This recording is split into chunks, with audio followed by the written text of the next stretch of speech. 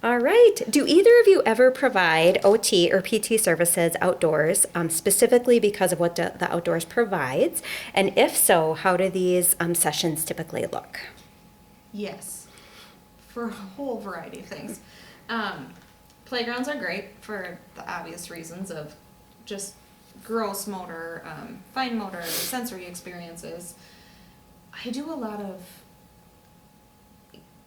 parent-child-led games outside, so like red light, green light, where they're working on safety outside, and we're doing it by the road or by the end of the street or by the end of the sidewalk. Seek and find, so let's go find this, let's do this, where they're working on attention, they're working on some interaction or engagement with the parents, and leaving some of those electronic devices in homes, just to build that connection with the following the directions, but not having that immediate, no, you can't do this, you can't do this. Mm-hmm. Make it fun a little bit too. Same with Simon Says, it also builds that body awareness, and how can I follow instructions, how can I follow directions, how can I manipulate or move my body in a certain way. Do I need modeling? Can I just do that? Do I progress to where I can just hear it and then imitate that? The sensory activities are wonderful, so leaves are always one of my favorites. Mm-hmm. Building or raking and then jumping in them, hiding in them. The water is really fun, snow, painting the snow, playing in the water, allowing the kids to get wet and messy is also a really helpful thing. And I feel like sometimes it's not just the child that's doing it, but it's the parent, and acknowledging it's okay for them to get wet and messy. Like, we'll put them in clothes that they can get dirty. If they do get dirty, that's a good consequence of them knowing, oh, I'm going to jump in this muddy puddle. Ooh, I don't like how that feels. Mm-hmm. But we're going to be outside for a little longer, so I'm going to have to regulate my body in order to continue with that participation. Mm-hmm. But safety is a big one too. You can learn a lot about safety by being outside. Mm-hmm. And I would say I do it with all types of families. At least our district has a lot of rural, it has city, it has apartments, it has a wide variety. Farms? Mm-hmm. Yep. And that's my go-to place, if the families are okay, yep. is to try and get outside. Yep. I'm really excited because it's almost spring. But just starting to plan a lot of outdoor, playground visits.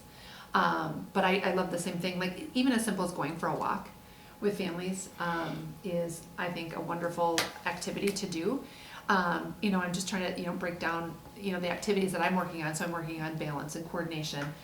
So as simple as, let's walk down the curb. Let's put one foot on the curb, one foot on the ground. Let's turn around. Let's walk backwards. We'll do animal parades, so it's like, I'll go first. Animal walks. Yeah, animal walks. Like, let's walk like an elephant. Let's, hop like a frog.